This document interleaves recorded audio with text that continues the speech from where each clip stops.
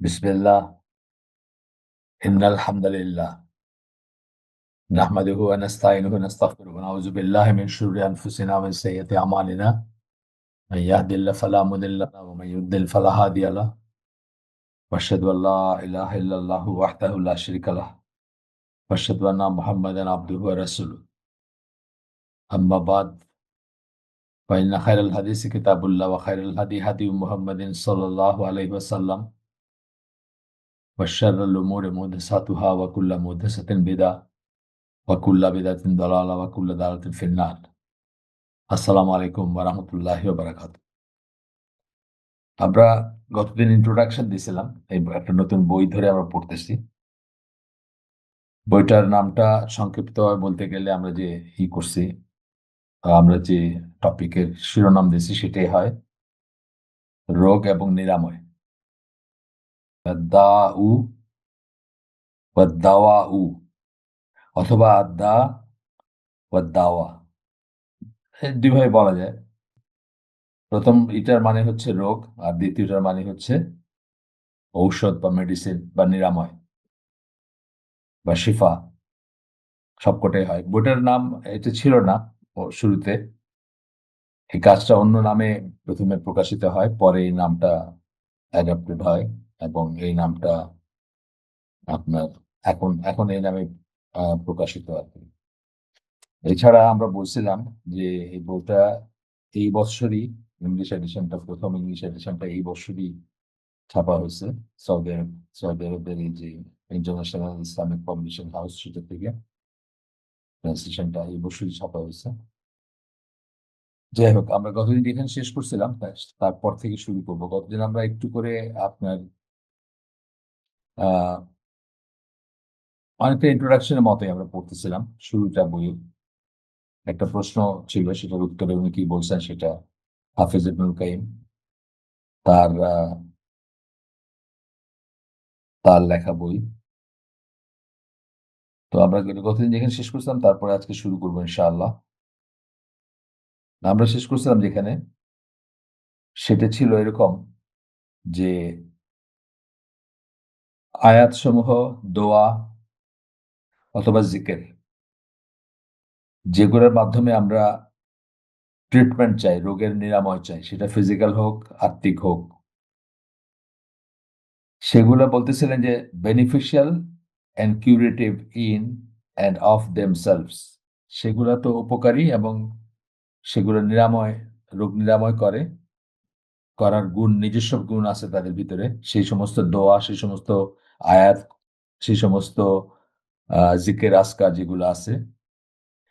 তারপর বলতেছেন still their effectiveness is contingent upon the suitability of the place. এরপরেও কতটুকু এফেক্টিভ হবে সেই সমস্ত ওষুধগুলা বা সেই সমস্ত নিরাময়, সেই সমস্ত চেষ্টাগুলা, সেই সমস্ত দোয়া, তা ডিপেন্ড করে।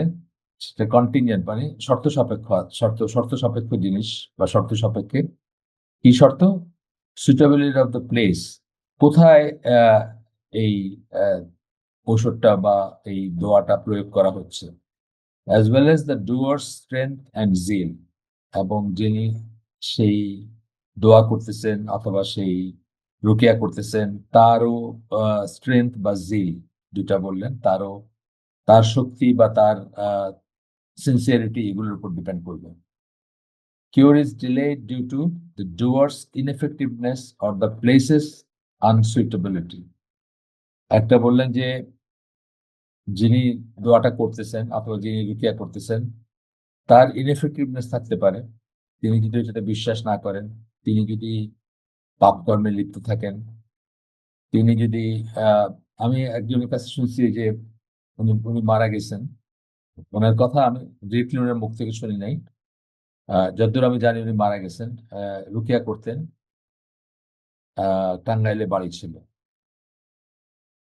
এবং আহলে হাদিস ঘরানার ছিলেন। তো উনি নাকি বিনবাজের কাছে মানে ফার্স্ট হ্যান্ড রুকিয়ার তালিম নিয়েছিলেন আর কি, কিভাবে রুকিয়া করতে হবে বা কিভাবে রুকিয়া করতে হয়। তো বিনবাজ তাকে জিজ্ঞেস করছিলেন যে তুমি কি কখনো মানে কোনো মহিলার দিকে আহ খারাপ দৃষ্টিতে তাকাইছো? যদি তাকায় থাকো তাহলে তোমার এই সমস্ত চেষ্টা বা তোমার রুকিয়ে এগুলো এফেক্টিভ হবে না। মানে কি পর্যায়ের পিউরিটি দরকার বা কি পর্যায়ের পিউরিটি মনে করেন যে এরকম মানুষগুলো যাদের রুকিয়া বা আহ, যারা কাউকে চিকিৎসা দিচ্ছেন তাদের এগুলো যে এফেক্টিভ হবে, সেটা কি পর্যায়ে চিন্তা করে দেখেন। জাস্ট মানে এটা বলছেন যে কখনো মানে কামের দৃষ্টিতে তাকাইছো নাকি কোনো মহিলার দিকে, না যার দিকে তাকানোর কথা না তোমার, তাহলে তোমাকে দিয়ে এই কাজ হবে না। তো আপনার এটা আর কি, এখানে যে কথাটা বলতেছেন সেটা সাবস্টেনশিয়েট করে, মানে এই ঘটনাটা যেখানে বলতেছেন যে ডুয়ার্স যে যে করতেছে দোয়াটা, অথবা যে রুকিয়া করতেছে বা যে চিকিৎসা দেওয়ার চেষ্টা করতেছে, সেটা দোয়া হইতে পারে, সেটা কোরআনে একটা আয়াত দিয়ে সূরা ফাতিহার যে ঘটনাটা আমরা পড়লাম গতদিন, ফেমাস ঘটনা, সূরা ফাতিহা পড়ে আহ, আংশিক পড়ে আর কি চিকিৎসা করছিলেন ইসের একজন বেদুইনদের ট্রাইবাল চিফের।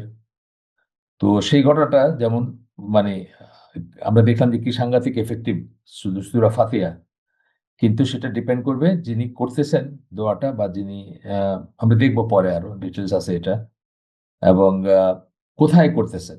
কোথায় বলতে আহ, কোন সিচুয়েশনে বা কোন, আগে যেরকম বললাম যে এক একটা বিষয়ের জন্য এক এক ধরনের দোয়া আছে, বা এক একটা সিচুয়েশনের জন্য এক এক ধরনের দোয়া আছে, এক এক ধরনের প্রার্থনা আছে, সাপ্লিকেশন বা জিকির আছে, সেটা প্রপার হইতে হবে। এরপরে বলতেছেন যে কখনো ডেটারেন্ট থাকে, বাধা থাকে, যেটা ইম্পিড করে, যেটা যেটা বাধা, মানে দোয়াটা কবুল হওয়ার, অথবা আহ, ওষুধের যে কোনো, এমনকি ফিজিক্যাল ওষুধের বেলায়, দেখবেন ডাক্তার অনেক সময় জিজ্ঞেস করে, আপনি আপনি এটা এটা এটা খাচ্ছেন, তাহলে তো এটা এফেক্টিভ হবে না।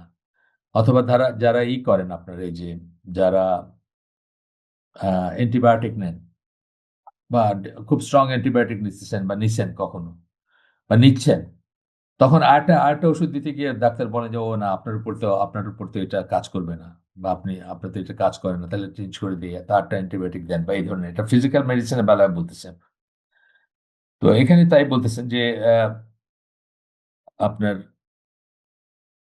ফিজিক্যাল ইলনেসের ব্যাপারে দেখা যায় যে ডিটারেন্ট থাকে, কারো একটা ওষুধে কাজ করে, একটা ওষুধে কাজ করে না।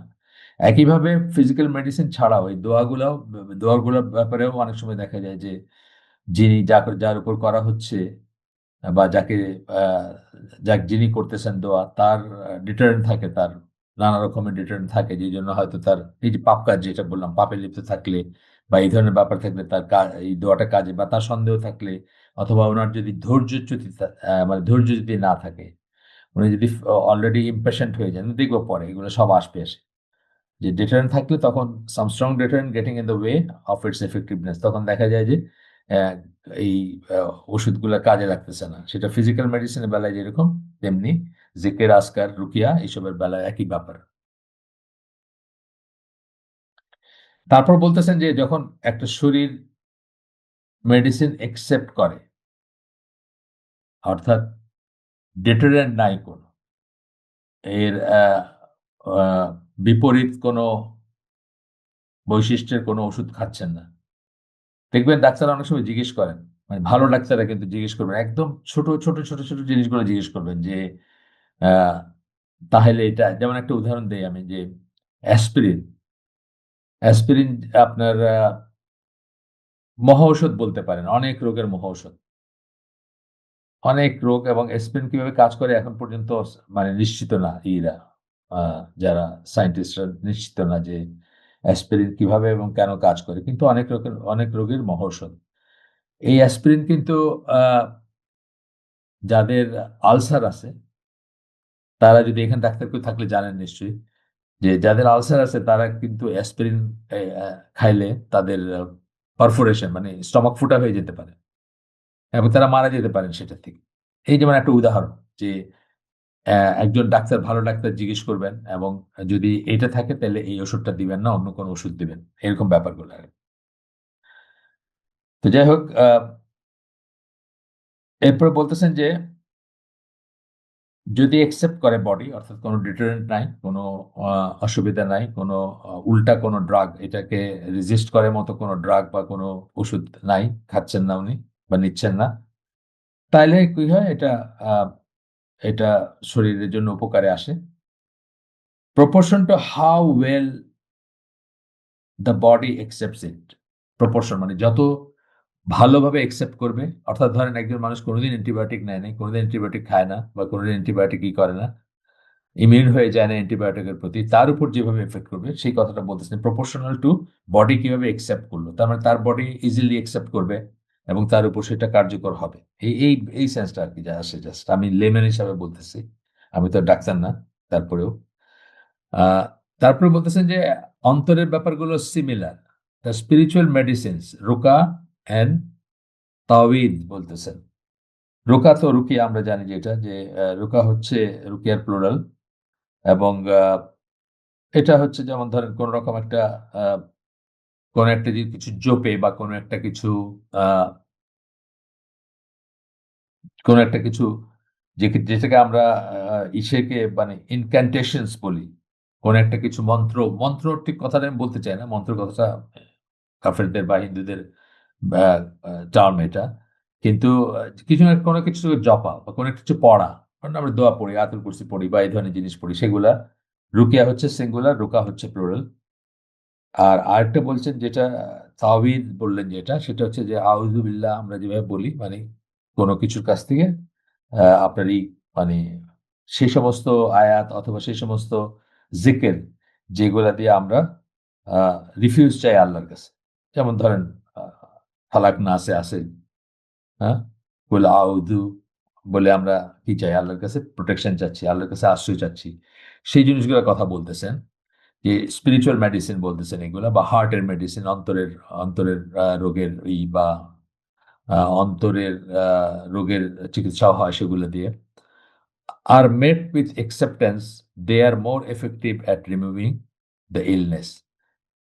এইগুলাকে যদি একটা হার্ট বা একটা অন্তর যদি বিশ্বাস করে যে এই এটা দ্বারা এটা সম্ভব, যে যিনি করতেছেন যদি আলাদা পার্সন হন, যদি একজন রুকিয়া করতেছেন আরেকজনের উপর সেরকম যদি হয়, অথবা সেলফ রুকিয়া যদি হয়, নিজে পড়তেছেন, সকাল সন্ধ্যার দোয়া পড়তেছেন, সকাল সন্ধ্যার জিকির করতেছেন, আপনার করতেছেন, আহ, কি বলে, আহ, আয়াতুল কুরসি পড়তেছেন, এরকম ব্যাপারগুলা, তখন বলতেছেন যে যখন when spiritual medicines are met with acceptance, যখন এটা acceptance থাকে, যিনি পড়তেছেন উনি মনে প্রাণে বিশ্বাস করেন যে এটাতে এই কাজ হবে বা এটার জন্য উনি প্রস্তুত বা ওনার অন্তর প্রস্তুত। আরেকজন দেখলেন যে উনি বিশ্বাস করেন না, তার মা বলতেছেন রেখা উনি পড়তেছেন, বা তার মা তাকে পড়তে বলতেছেন, এরকম আছে না কেস, উনি বেসিক্যালি বিশ্বাসই করেন না এটাতে। এইখানে ভিতরে তফাৎ আছে, তফাৎ হবে, এটা আমরা মনে রাখবো সবসময়। They are more effective at removing the illness, তখন সেটা যদি অ্যাকসেপ্টেন্সটা ভালো হয় বা অ্যাকসেপ্টেন্সটা ওরকম থাকে, তাহলে সেটা আপনার অনেক বেশি এফেক্টিভ হয়, রিমুভিং দ্য ইলনেস, তা সেই আহ, রোগটা সারানোর জন্য এফেক্টিভ হয়। আচ্ছা, গেল। এরপরে বলতেছেন যে সেম অ্যাপ্লাইজ টু সাপ্লিকেশন, দোয়া যেটা আমরা মানে প্রার্থনা যেটা আমরা বলি আল্লাহর কাছে, আমরা চাই এই চাই, বি চাই, সি চাই, one of the most excellent means of repelling harm and acquiring one's goals. দোয়া হচ্ছে, আপনার একটা বই আছে দেখছেন হয়তো, যদিও ওনাকে আমি রেফার করতে চাই না এখন, কিন্তু উনি তো একসময় সই লাইনের উপর ছিলেন। আহ, কিন্তু এই বইটা খুব সুন্দর, দোয়া the weapons of the believers বা বিলিভার। ইয়াসির কাদি, তার একটা, ইয়াসির কাদি যারে আমরা বলি কাজী, তার একটা বই। যদিও তাকে এইভাবে রেফার করা মানে এটা না যে আমরা তাকে হোলসেল রেকমেন্ড করতেছি, তাকে নিয়ে অনেক বিতর্ক আছে এবং আমাদের স্কলার তার ব্যাপারে খুব সাবধান করেন আমাদেরকে। বাংলাদেশে যদিও হালে উনি আসছেন এবং আইসা একাধিকবার আসলেন অল্প দিনের ভিতরেই এবং খুতবা দিলেন, বাট গ্লোবাল ইসে তাকে আমাদের স্কলাররা,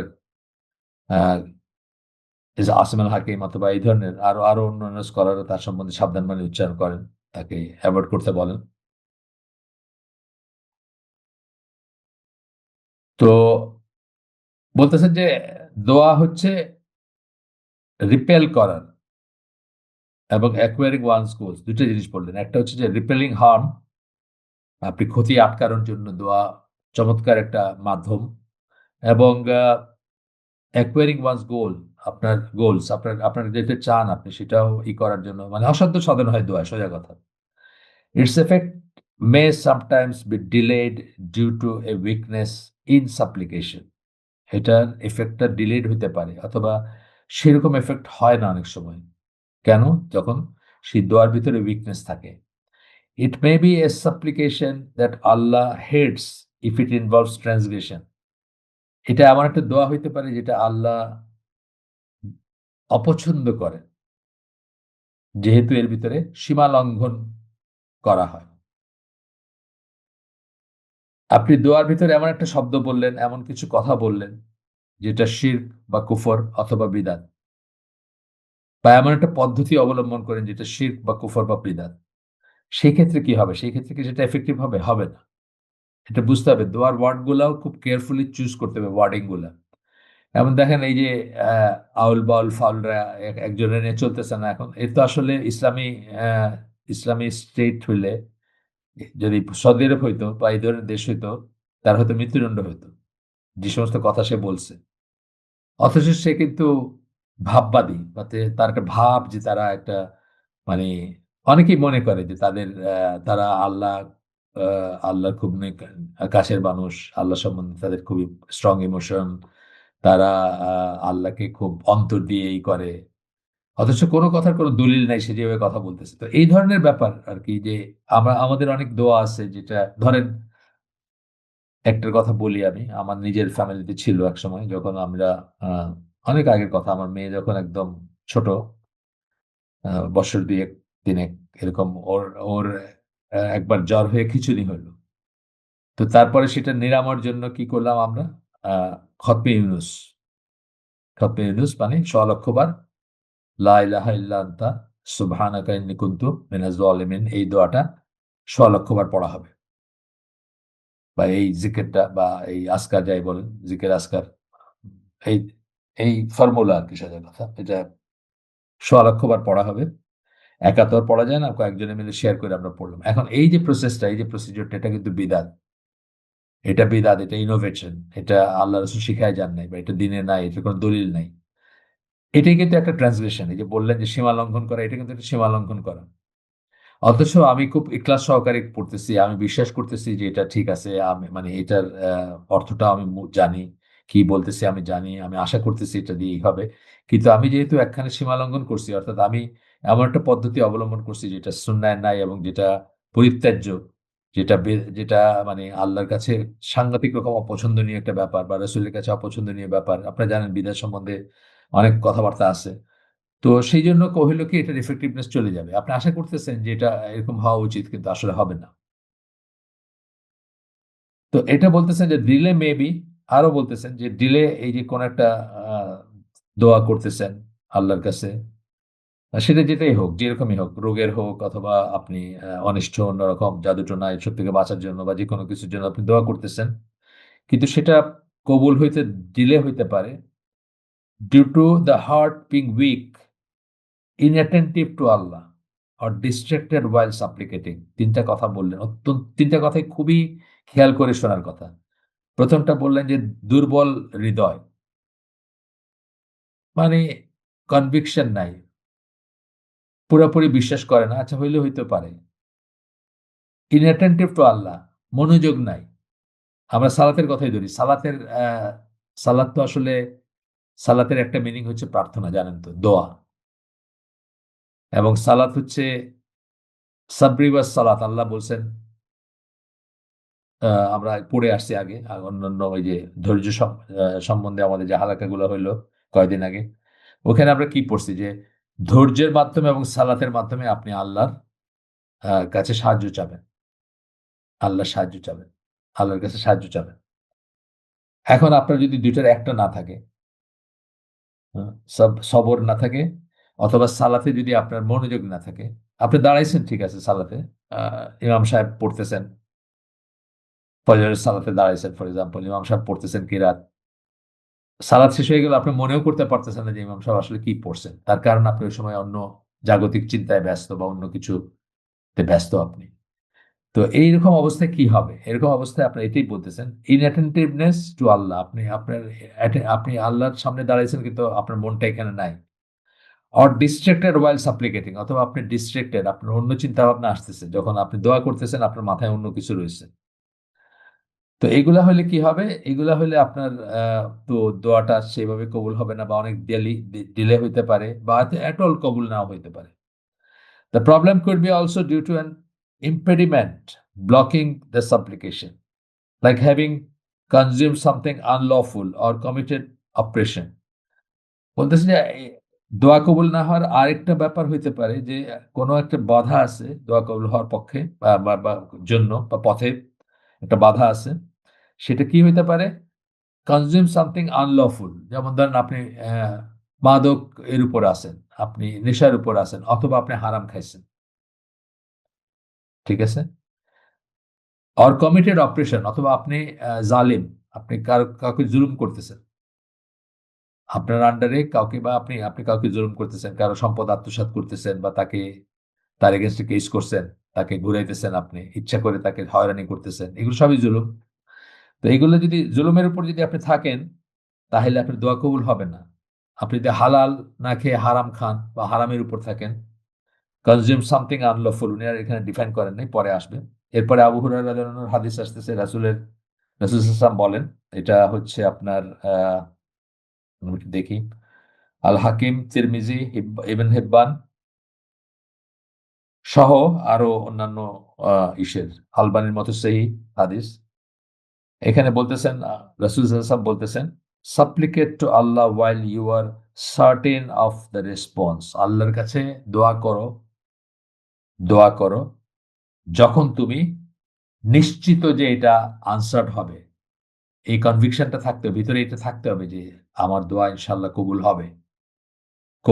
হবে বলে আপনি দোয়া করতেছেন, ডাউট নিয়ে করতেছেন না, হবে কি হবে না তা না।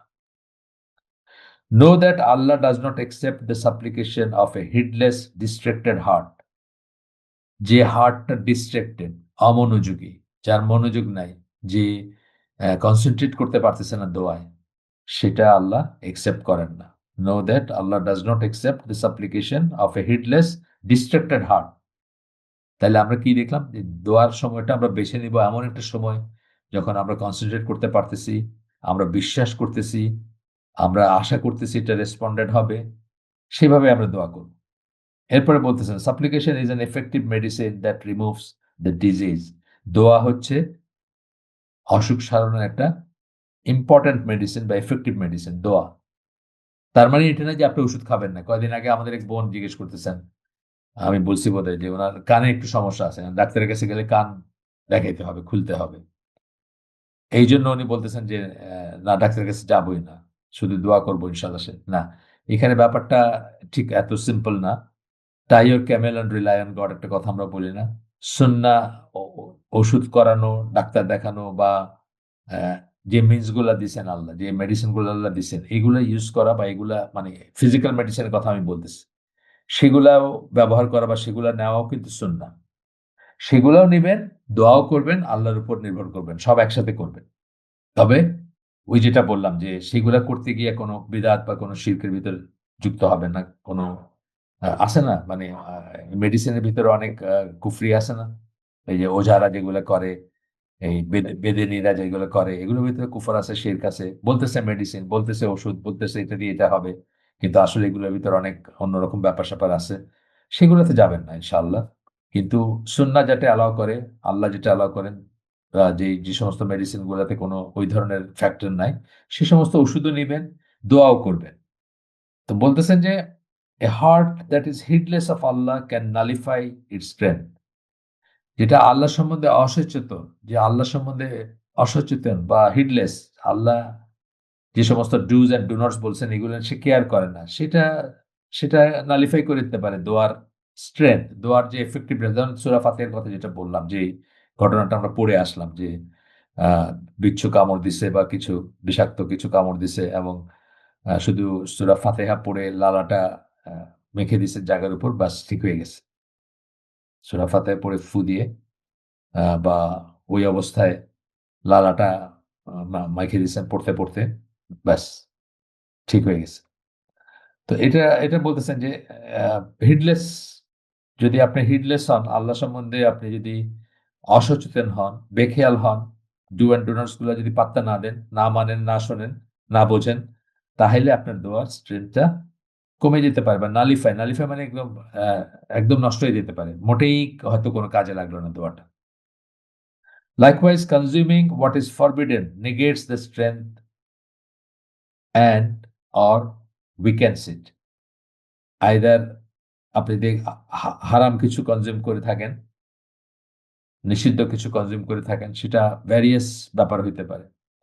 সেটা আহ, মদ মদ থেকে শুরু করে সুদ, মদ, সুদ, পর্নোগ্রাফি, মিউজিক, সবকিছু হইতে পারে। যা কিছু আল্লাহ নিষেধ করছেন সবকিছু, এগুলোর ভিতরে যদি আপনি থাকেন, আপনার দোয়ার আইদার নেগেট মানে একদম একদম নষ্ট হয়ে যাবে, কোনো কাজে আসবে না, অথবা উইকেন্ড হয়ে যাবে, উইকেন্ড সেট আর কি। আবার একটা হাদিস আসতেছে আবু হুরায়রা রাদিয়াল্লাহু আনহু বর্ণনায়, রাসূল সাল্লাল্লাহু আলাইহি সাল্লাম বলেন, এটা এটা মুসলিমের হাদিস, মাই পিপল, আল্লাহ রাসূল বলতেছেন, হে লোক সকল, মাই পিপল, হে আমার লোক সকল, বা এই ধরনের সেন্সটা, শুধু ইংলিশ আছে, এখানে আরবি কোনো টেক্সট নাই এই ইসের। আল্লাহ ইজ পিওর, আল্লাহ হচ্ছে পিওর। পিওর মানে কি? খাঁটি, কোনো ভেজাল নাই, clean, pure. And he only accepts what is pure, যেটা উনি কেবলমাত্র পবিত্র, যা যা সেটাই অ্যাকসেপ্ট করেন, সেটাই গ্রহণ করেন আল্লাহ। আল্লাহ has commanded the believers with what he commanded the messengers, আল্লাহ বিশ্বাসীদেরকে আদেশ করছেন সেই সমস্ত আদেশ যেটা উনি রাসূলদেরকেও করছেন। এখানে সূরা আল মুমিনুন 23 নম্বর সূরা 51 নম্বর আয়াত দিচ্ছেন, ও messengers, eat of that which is wholesome and do righteous deeds, for I am well aware of all that you do. রাসূলদেরকে বলতেছেন, তাইব, আমরা বলি না হালালান তাইবান বলি না, যেটা যেটা একটা হালাল, একটা হলো গুড বা হোলসাম। এটা আমরা আগে কথা বলছি, এটা নিয়ে অন্য হালাকায় বলছি এটার মিনিং কি। তো এখানে রাসূলদেরকে বলতেছেন পিওর জিনিস, পবিত্র জিনিস, হোলসাম জিনিস, তাই ভালো জিনিস খাইতে বলতেছেন, অ্যান্ড ডু রাইটেস ডিডস, এবং সৎ কাজ করতে বলতেছেন। এরপরে সূরা বাকারার 172 নম্বর আয়াত, সেটাও বলতেছেন, এই হাদিসের ভিতর আসতেছে সেটা, O O you who believe, হে বিশ্বাসীগণ, eat of the good things that we have provided for you, আমরা তোমাদেরকে যে সমস্ত ভালো জিনিস, এখানেও একই কথা বলছেন, তাইব, যে আমরা যে সমস্ত ভালো জিনিস তোমাদেরকে করছি, তোমাদেরকে, তোমাদের জন্য প্রোভাইড করছি, সেখান থেকে খাও। এরপরে রাসূল সাল্লাল্লাহু আলাইহি ওয়াসাল্লাম একজন মানুষের কথা বললেন, এক ব্যক্তির কথা, যে একটা লং জার্নি, অনেক বড় একটা সফর করে আসছে, এবং সে আহ, আর কি, আপনার যা হয় মানুষের, খুব টায়ার্ড, খুব জরাজীর্ণ, জীর্ণ শীর্ণ অবস্থায়,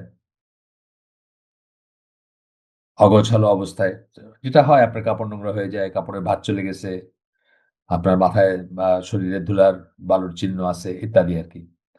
তখন সে আকাশের দিকে হাত তুলতেছে, হাত তুলে বলতেছে, মাই লর্ড, মাই লর্ড। সে আল্লাহর কাছে রব, লর্ড যখন বলবো, আমরা আগেই বলছি, লর্ড যখন বলবো তখন রব, রব্বানা, বাবা রাব্বি, এরকম করে সে হাত তুলে বলতেছে। অথচ when his food, drink and clothing আর আনলফুল, তার খাবার, তার পানীয় এবং তার কাপড়, এগুলা আনলফুল। আনলফুল মানে কি? হারাম থেকে, হারাম উপার্জন থেকে আসছে, হারাম থেকে আসছে। And he is nourished by what is unlawful, এবং তার শরীরটা বেড়ে উঠছে, বা শরীরটা তাজা রয়েছে, বা মানে শরীরটা মেনটেন হচ্ছে কি দিয়ে? হারাম জিনিস দিয়ে, অর্থাৎ তার খাওয়া দাওয়াতে হারাম। আমাদের ভিতরে অহরহ আমরা দেখি এরকম মানুষ, আমরা সবাই চিনি, যারা সুদের উপরে জীবনযাপন করতেছেন, যারা ঘুষের উপর জীবনযাপন করতেছেন, যারা বড় বড় আহ চুরি চামারি করছেন, ব্যাংক লুট করছেন। আমরা চিনি না? আমরা চিনি তো সব, আমাদেরই আশেপাশে ছড়াই ছিটে আছে না যারা এইসব জীবনযাপন করতেছেন। ইনফ্যাক্ট উল্টাটাই খুব রেয়ার। আপনি পিওর হালাল অ্যান্ড তৈয়বান খাচ্ছেন এরকম মানুষ পাওয়াই খুব ডিফিকাল্ট হবে আপনি যদি স্ট্রিক্টলি খুঁজতে যান। হি asked how such a person could be answered, এবং রাসূল বলতেছেন যে এরকম একজন মানুষের দোয়া কিভাবে কবুল হবে? সে হাত তুলে আল্লাহর কাছে চাইতেছে। সে হাত তুলে আল্লাহর কাছে চাচ্ছে। কিন্তু তার দোয়া কিভাবে কবুল হবে? যখন তার খাদ্য, অন্ন এবং বস্ত্র হারামের উপর বা হারাম থেকে উপার্জিত আ জিনিস দিয়ে তার শরীর nourished হচ্ছে। আচ্ছা। এরপরে ইমাম আহমদ বিন হাম্বল এর ছেলে আব্দুল্লাহ তার বাবা তার বাবার থেকে বলেন, অর্থাৎ আ তার বাবা বলছেন বলে বলতেছেন আরকি। আমরা পড়ি, এটা একটা paragraph.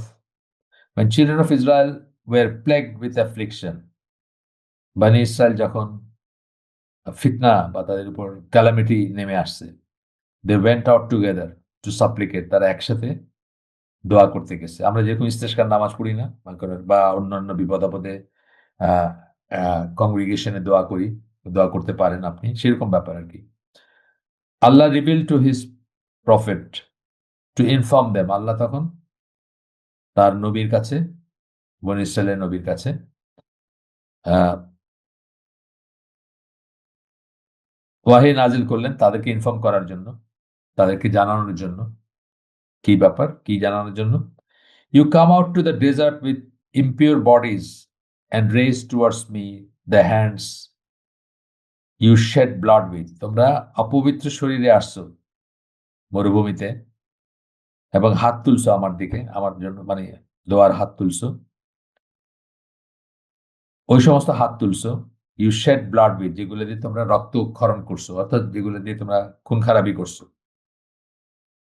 And the hands you have used to fill your homes with unlawful things, এবং সেই সমস্ত হাতগুলা তুলছো তোমরা দোয়ায়, প্রার্থনায়, যেগুলো দিয়ে তোমাদের ঘরগুলাকে তোমরা আনলফুল, হ্যাঁ, আনলফুল জিনিস, অর্থাৎ নাজায়েজ জিনিস দিয়ে তোমাদের ঘরগুলা ভরছো। নাজায়েজ বলতে এখানে হারাম উপার্জনের জিনিস হইতে পারে বা হারাম বস্তুও হইতে পারে। দুইটা সেন্সই থাকতে পারে। একটা হচ্ছে যে হারাম উপার্জন দিয়ে ঘরের আসবাবপত্র এটা সেটা করছো। আরেকটা হলো হারাম জিনিস ঘরে ঢুকাইছো, মূর্তি ঢুকাইছো, সিনেমা ছবি ঢুকাইছো, সিনেমা ঢুকাইছো, গান ঢুকাইছো, কথার কথা। মানে সেই সময় সেই সেন্সটাও থাকতে পারে, unlawful things. You choose now to supplicate after my anger upon you has intensified, প্রশ্নবোধক চিহ্ন। এখন তোমরা করতেছো, মানে দোয়ার জন্য, দোয়ার অপশন বা দোয়ার চেষ্টা করতেছো, দোয়া করার চেষ্টা করতেছো যখন আমার রাগ তোমাদের উপরে প্রবল হয়েছে তখন।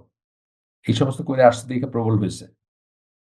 The only thing I increase for you is your distance from me. এমত অবস্থায় বা এই অবস্থায় তোমরা যে অবস্থায় আসো, সেই অবস্থায় কি হবে? আমি কি বাড়ায় দিব? তোমার সাথে আমার দূরত্ব, আল্লাহর সাথে তার বান্দাদের দূরত্ব, বা যারা বনী ইসরাইলের যারা করতে আসছিল, যারা দোয়া করতে আসছিল, তাদের দূরত্ব শুধু বাড়তেই থাকবে। এটা আমরা অনেক সময় দেখি যে আমরা যে দোয়া করতেছি তাতে অপোজিট জিনিস হচ্ছে। আমরা অনেক সময় বলি না, অনেকে আফসোস করতে শুনি কিন্তু, এত বললাম, এত করলাম দোয়া, তারপরে তো আমার এটা আর সলভ হলো না, উল্টা আরো খারাপ হলো, এরকম বলতে শুনি না? বলতে শুনি কিন্তু। এই এইসব ঘটনা, এই সমস্ত ইসের ভিতরে আমরা নিজেদের ব্যাপারগুলো যেন খুঁজি। আমরা অনেক সময় মনে করি এগুলো তো অন্যদের জন্য, বনী ইসরায়েলের জন্য, শুধু আমার জন্য না। সেটা যেন না করি, আমরা যেন নিজেদের ব্যাপারগুলো এর ভিতরে খুঁজি যে আমরা আমাদের বেলায় কোনটা অ্যাপ্লিকেবল। এরপরে আবু যর গিফারি তার বর্ণনায় তার একটা কথা আসতেছে এখানে। The amount of supplication needed with righteousness is the amount of salt needed for food. যে খাবারের সাথে যেরকম, খাবারের অনেক বড়, খাবারের একটা ডিশের সাথে লবণ কতটুকু দেওয়া হয়, খুব অল্পই দেওয়া হয়, কিন্তু এটা না দিলে কিন্তু স্বাদ হয় না বা সুস্বাদু হয় না, তাই না? এভাবে বোঝাইতেছে যে যদি রাইটিয়াসনেস থাকে, যদি মানুষ সৎ কাজের সৎকর্মশীল হয়, সততার উপর থাকে, পিওর থাকে, হারামের উপর না থাকে, ফাহিশের উপর না থাকে, গুনার উপর না থাকে, তাইলে খুব অল্পতেই অ্যামাউন্ট অফ সাপ্লিকেশন, তার দোয়াটা খুব অল্পতেই তার দোয়াটা এফেক্টিভ হয়ে যাবে, কাজে লাগবে আর কি। ঠিক যেভাবে অল্প লবণ দিলেই একটা খাবার, অনেকটুকু খাবারের জন্য এটা সাফিসিয়েন্ট হয়, তেমনি রাইটিয়াসনেস যারা আছে, যে সৎকর্মশীল, সত্তার উপর আছে, তার জন্য খুব সামান্য দোয়াতেই সেই এফেক্টটা হয় আর কি। এটা বোঝাতে বলছেন এটা। গেল। এবার আমরা একটা নতুন চ্যাপ্টার করব, সাপ্লিকেশন is a medicine.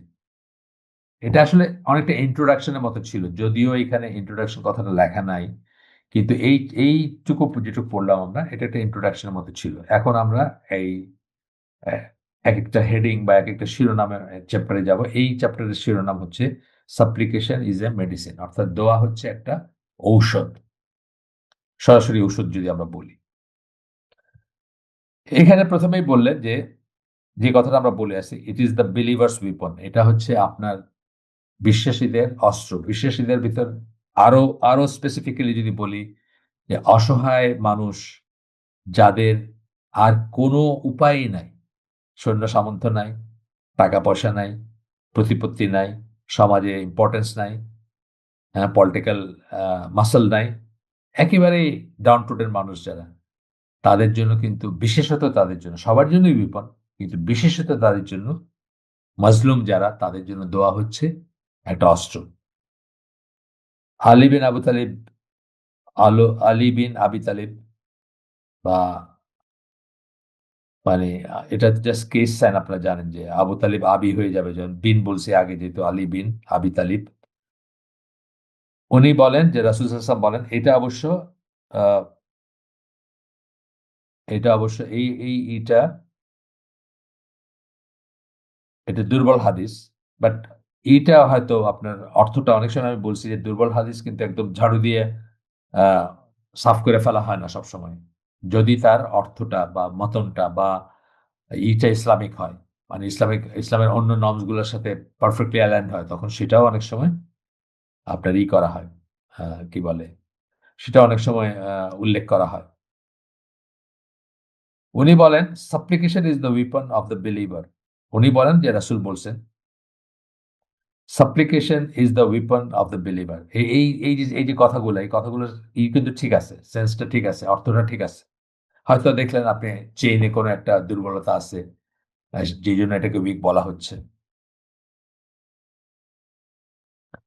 The central column of religion, central column of religion, যে কোনো কিছু, আমাদের যেমন মেরুদণ্ড, আমাদের সেন্ট্রাল কলামটা কি? মেরুদণ্ড না? মেরুদণ্ডের উপরে আমাদের শরীরটা দাঁড়ায় আছে।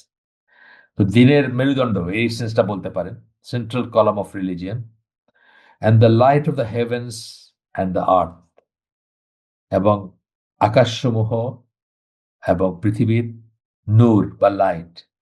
লাইট মানে যেটা আমাদেরকে পথ দেখায়, যেটা আমাদেরকে আলোকিত করে, যেটা আমাদের দৃষ্টিকে প্রসারিত করে। এই অনেক অনেক কথা আসবে এর ভিতর, যাই হোক। তো এটা উল্লেখ করার পরে লেখক বলতেছেন যে সাপ্লিকেশনের তিনটা, বা দোয়ার তিনটা আছে, তিনটা অবস্থা হইতে পারে, তিনটা অবস্থা হইতে পারে, তিনটা দশা থাকতে পারে, তিনটা মর্যাদা থাকতে পারে, এই সেন্সে বলতেছেন। এক নাম্বারটা হচ্ছে সাপ্লিকেশন বা দোয়া ইজ স্ট্রঙ্গার দেন অ্যাফ্লিকশন। আপনার উপর যে রোগ, যে ফিতনা, যে কষ্ট, যে ক্যালামিটি, যে দুর্যোগ, তার চেয়ে দোয়াটা স্ট্রঙ্গার, দোয়াটা stronger. And so it repels the latter, তখন সেটা কি করবে, যেটা আপনার অ্যাফ্লিকশন, যেটা আপনার ফিতনা, যেটা আপনার রোগ, সেটাকে রিপেল করবে, সেটাকে বিকর্ষিত করবে। বিকর্ষণ বলি না আমরা, রিপালশন, রিপালশন থেকে রিপেল, মানে সেটাকে সরাই দিবে, রিমুভ করবে, দূরে সরাই দিবে। দুই নাম্বার স্টেট বলতেছেন সাপ্লিকেশন ইজ উইকার দেন অ্যাফ্লিকশন। আপনার দোয়াটা যে পরিমাণ কষ্ট, যে পরিমাণ ক্যালামিটি, যে পরিমাণ দুর্যোগ, অথবা যে পরিমাণ ফিতনা, তার চেয়ে উইকার, তার চেয়ে দুর্বল। So the অ্যাফ্লিকশন over powers it and strikes the person. তখন কি হয়, সে ফিতনাটা বেশি কার্যকর হবে আপনার উপরে, সেই রোগটা বেশি কার্যকর হবে আপনার উপরে এবং আপনাকে কাবু করে ফেলবে। Even if supplication is weak, it may alleviate the effects of an affliction. সাপ্লিকেশন দোয়াটা যদি দুর্বল হয়, তারপরেও দেখা যাবে যে এটা অন্তত আপনার ফিতনা কমাইতে পারে, আপনার কষ্ট কমাইতে পারে, আপনার রোগ কমাইতে পারে, টোটালি নির্মূল করতে না পারলেও। আর ৩ নাম্বারটা বলতেছেন, ৩ নাম্বার অবস্থাটা কি? Supplication and affliction counteract one another and so each prevents the other.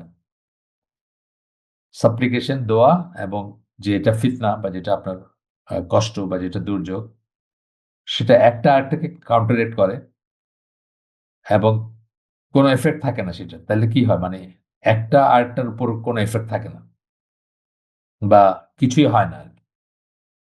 দোয়াতে কিছুই হয় না তখন। এই সেন্সটা আসছে। দোয়াতে কিছুই হয় না। একটা বললেন স্ট্রঙ্গার, আরেকটা বললেন উইকার, আরেকটা বললেন কাউন্টারেক্ট করে একটা আরেকটাকে। আচ্ছা। আমরা এগুলার আসবে পরে, আরো এক্সপ্লেনেশন আসবে পরে। এখন একটা হাদিস আসতেছে, এটা আ আল হাকিম, তাবারানী, ইবনুল জাওজি ইনারা করছেন এবং আলবানী আ সহিহ বলছেন এটা। আয়েশা রাদিয়াল্লাহু আনহার বর্ণনায় উনি বলেন, আল্লাহ রাসূল সাল্লাল্লাহু আলাইহি ওয়াসাল্লাম বলেন, "Precaution does not prevent fate." Precaution, আপনি সাবধান হইলেন। সাবধানতা দিয়ে আপনি কদরকে আটকাইতে পারবেন না।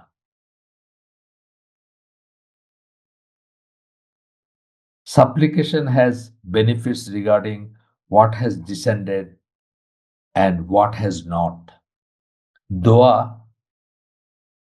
উপকারী বা লাভজনক হতে পারে রিগার্ডিং হোয়াট has descended, যেটা অলরেডি আপনার উপর নাজিল হয়েছে সেটার ব্যাপারে, and what has not.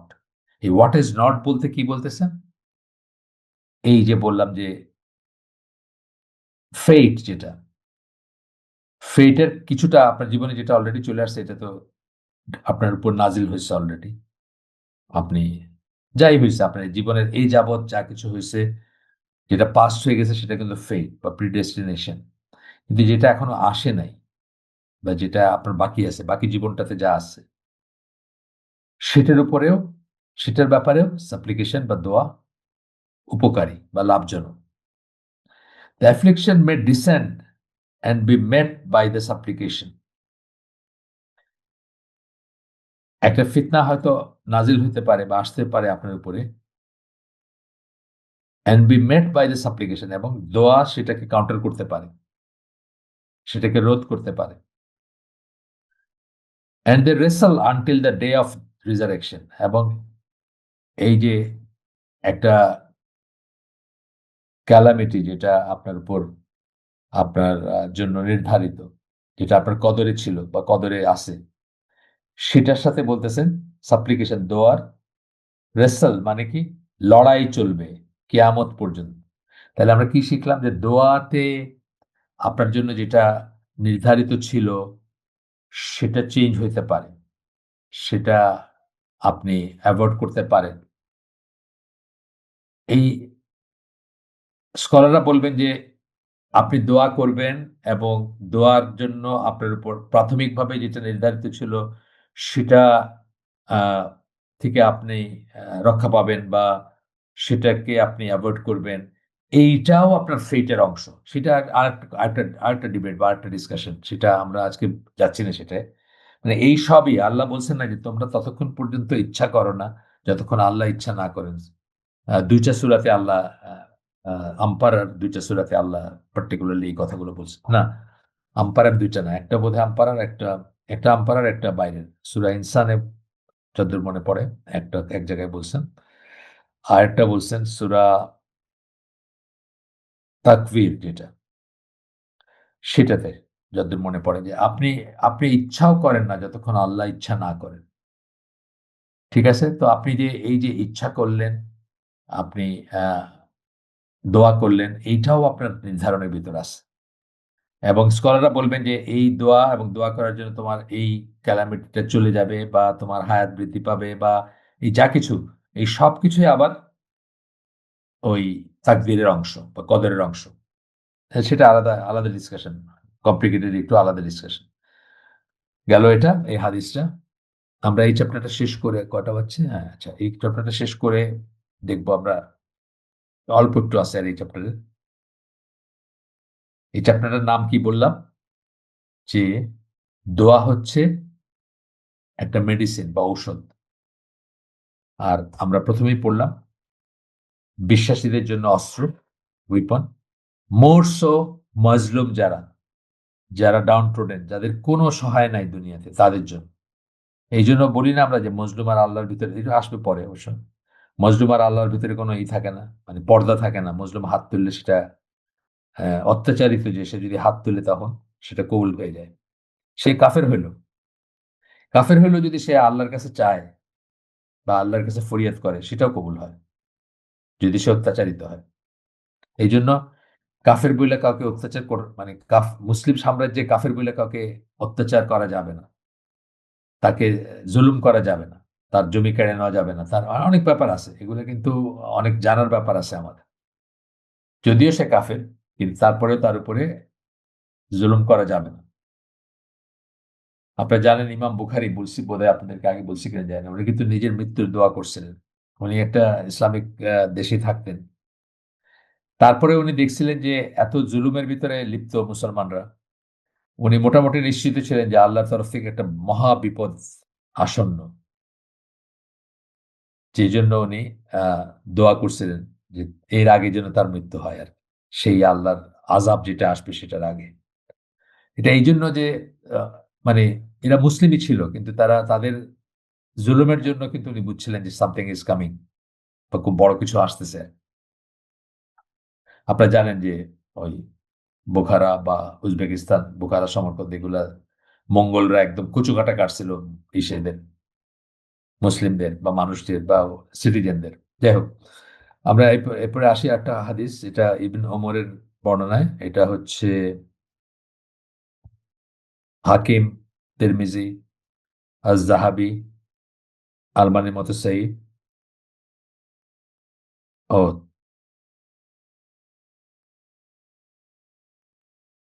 এখানে আলবানির মতে, আলবানি এটাকে রিলায়েবল বলছেন। রিলায়েবল বলতে সম্ভবত হাসান বোঝাচ্ছেন আর কি এখানে, কিন্তু কেউ কেউ এটাকে দুর্বল বলছেন। আগের কেউ কেউ দুর্বল বলছেন। Supplication benefits regarding what has descended and what has not. So be keen to supplicate, O slaves of Allah. সাপ্লিকেশন বা দোয়া উপকারে আসে রিগার্ডিং হোয়াট ইজ ডিসেন্ডেড, যা নাজিল হয়েছে সেটার ব্যাপারে উপকারে আসে। অর্থাৎ ধরেন আপনার একটা অসুখ আছে, অলরেডি আপনার অসুখটা হয়ে গেছে, অথবা আপনার একটা বিপদ হয়ে গেছে, ঘটে গেছে, একটা ফ্যাক্টরি পুড়ে গেছে বা কিছু, সেটার ব্যাপারেও আপনার কাজে লাগবে।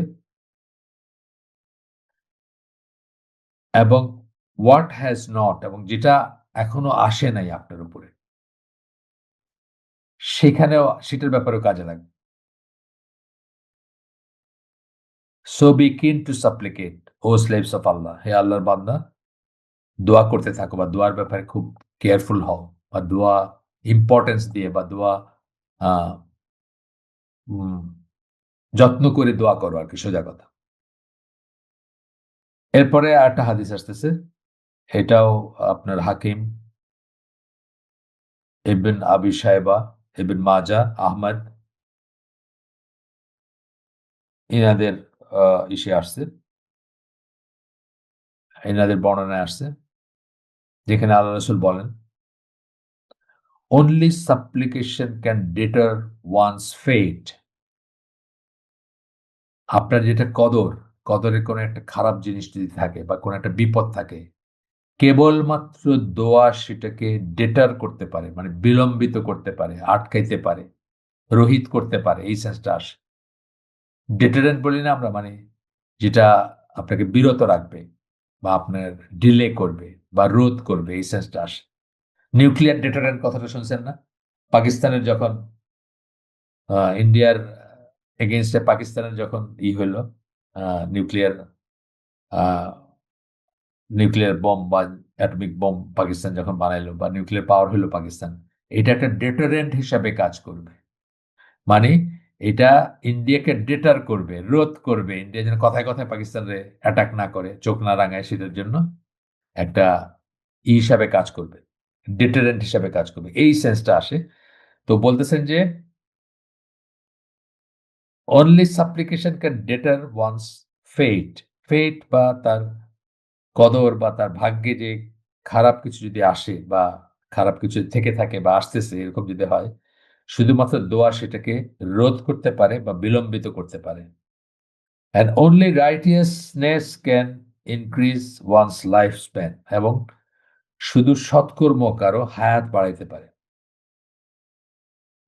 A person is certainly deprived of sustenance because of a sin he has committed.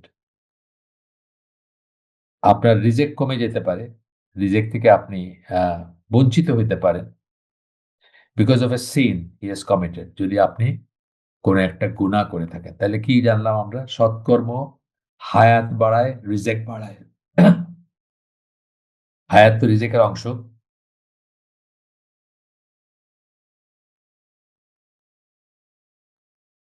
সৎকর্ম হায়াত বাড়ায়, রিজেক্ট বাড়ায়, এবং অসৎ কাজ বা গুনাহ আপনাকে রিজেক্ট থেকে বঞ্চিত করবে। এগুলোর অনেক আমার মনে হয় বইতে পরে আমরা পাবো এইসব ব্যাপার। আপনাদেরকে একটা গল্প বলছি বোধহয় আগে। আমাদের এক দিনী ভাই, উনি আর্মির ডাক্তার মেজর। তো ওই পোস্ট গ্রাজুয়েট পরীক্ষা বারবার দিচ্ছিলেন, অনেকবার দিচ্ছেন এবং ফেল করতেছিলেন। এগুলো খুব কঠিন পরীক্ষা অবশ্য, 2 বার 3বার 4বার 5বার 6বার আহ দিতে শুনছি আমরা, যারা আদারওয়াইজ মেধাবী, আদারওয়াইজ যাদের কোনো সমস্যা নাই, মানে পড়াশোনা নিয়ে কোনো সমস্যা নাই বা মেধা নিয়ে কোনো সমস্যা নাই, ভালো ব্যাকগ্রাউন্ডের, তারাও এরকম করেন। তো উনি জিজ্ঞেস করতেছিলেন একবার, এটা আমরা উত্তরে থাকতাম তখন, আমি আমার ছেলে আমাদেরকে জিজ্ঞেস করছেন যে আমার আমার এরকম হচ্ছে কেন, আমার তো মনে হচ্ছে যে আমার মেধা কমে গেছে বা আমারই। তো আমরা তখন একটু ঘাটাঘাটি করলাম। প্রথম প্রথম প্রেসক্রিপশনই হচ্ছে যে গুনাহ ছাড়তে হবে। আমরা র মানে মানে স্বাভাবিকভাবে আমরা গুনাহ বলতে যা বুঝি, এক কথায় আমাদের মাথায় মানে যেগুলো আসবে, যে ব্যাপারগুলো আসবে, সেগুলো ছাড়তে হবে।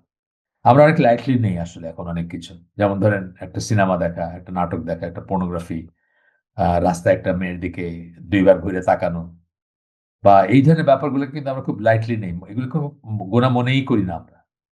কিন্তু এই সমস্ত জিনিসের জন্য দেখবেন যে আপনার মানে আপনি মেধাবী কিন্তু আপনার সেই মেধা কোনো কাজে লাগতেছে না।